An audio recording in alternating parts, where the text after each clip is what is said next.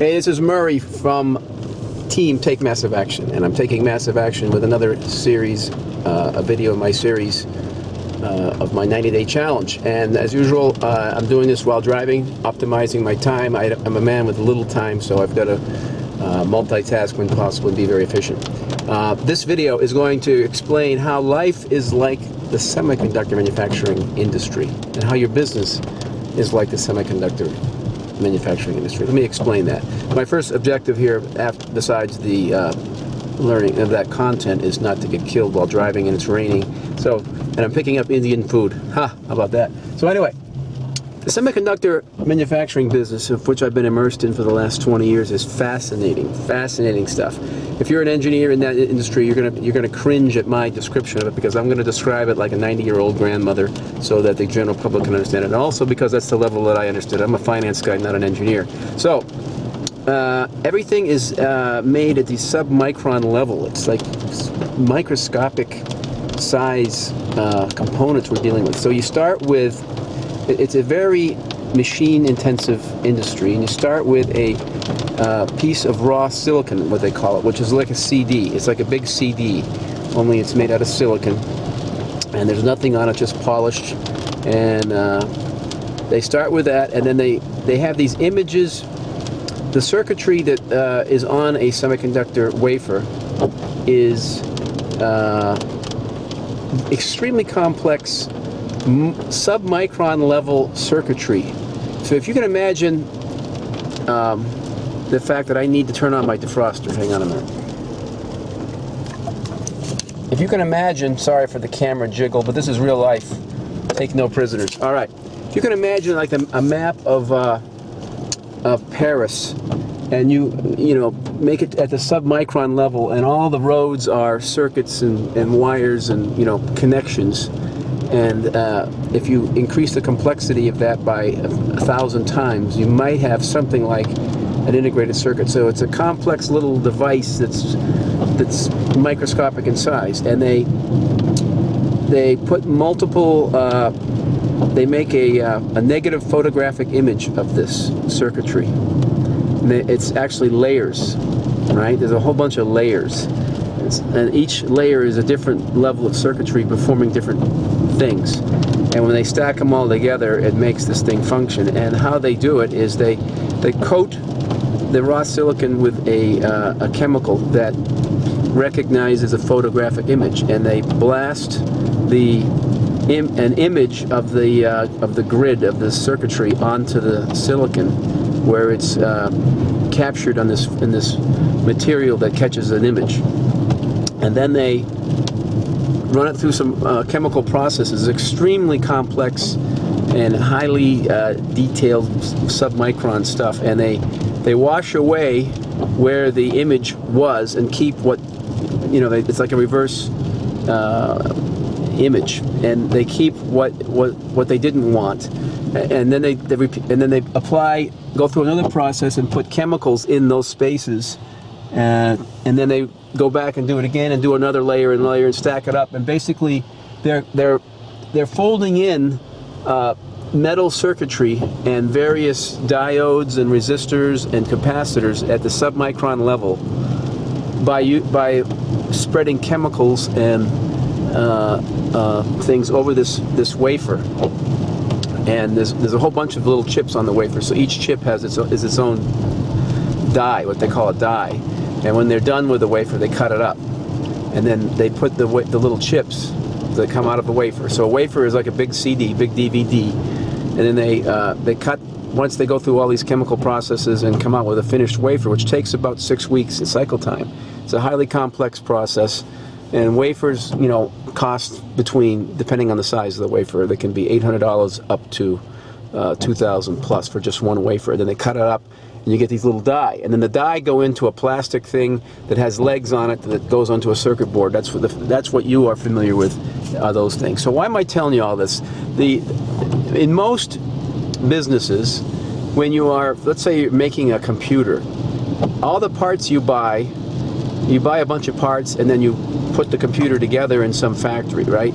And let's say you're building 100 computers, and you would buy 100 of these gizmos and 100 of these gizmos and 100 of these gizmos and 100 of these gizmos and put them all together and get 100 computers. You might buy 102 gizmos to make 100 computers in case one breaks or something, but generally there's a one-to-one relationship of the stuff you buy to go into the thing you're selling. You know what I mean?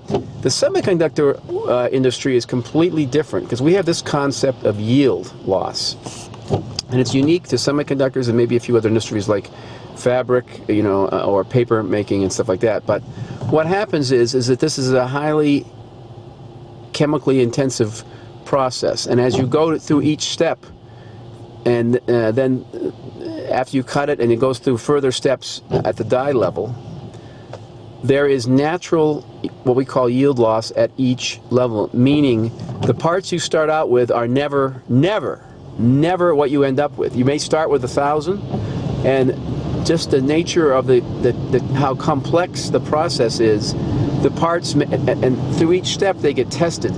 You don't want to keep building the part to a finished part if you know it doesn't work at the very beginning, right? So you test at the beginning. If it still works, then you do something else to it, then you test it again, does it still work? And then you do something else, and then you test it again, does it still work? And you don't want to keep building on it if you know it didn't work. At step 3, if it doesn't work, you don't want to throw it away. You don't want to keep going through step 4 and 5 because that's more money, right? And it's expected that you're going to lose stuff at each step. And you build in tests in the middle of the flow of building the process so you can detect where there's going to be mistakes. So you track the data intensely. You make sure you understand all the variables that went into making that particular part at that step. You track all those variables because it's a highly auditable process, and you have to know exactly what went wrong. It's a lot of data going in here. And as you proceed through the process, as I've said, you lose parts. It's called yield loss. So yield is a big lever in the productivity of and the cost of what your output is. The more you lose, and you can control that lever, see? That's the key. Yield is the single biggest cost lever. I'm a cost guy. I'm a finance guy. So yield is a huge lever. The yield at all these points along the way, if you can increase the yield that you get of what you started to what you get out, if you can increase that yield at every step of the way, then you can make the parts more cheaply, and thus have a bigger margin and more profit. So that is the answer to the universe of making semiconductors, is to manage yield during the production of the part. Right? Does that make sense? So that's like life. That's like business. That's like our business. In that when you are prospecting, right? Not every prospect is going to convert and want to buy what you are selling. And you just have to accept that. That's the nature of semiconductors, and that's the nature of this business. And I think some people get discouraged when they approach a few people at the beginning and the people aren't interested, whether it's verbally, whether it's face-to-face, whether it's an online capture page, whether it's however you generated a lead, and that lead is not interested in what you have to say, and there's a tendency to get discouraged. So that's just the nature of the business. That's just the nature of sales. That's just the nature of any sales or any marketing. And that's tough for anybody to handle that's not used to that, but you just got to be aware of that concept. So how can you improve your business is that you improve your conversions, just like in semiconductors, you improve your yield. You get more out of what you put in semiconductor manufacturing by, improving the manufacturing process. And we have tremendously detailed information that's told us how we did each step, so we can tweak each step in Power Network and in marketing to your leads. If you want to increase conversions, you keep track. You track your daily information. You know what capture page you used and what headline you used, and then you see how many conversions you have, and you tweak it. And the goal is to increase conversions, knowing that you're never going to have 100%, right? So you can increase your productivity, your gain, your profit in the world of Empower Network by improving your conversions. Just like in the semiconductor world, you could improve the cost that it takes to make them by improving your yield. Pretty cool, huh?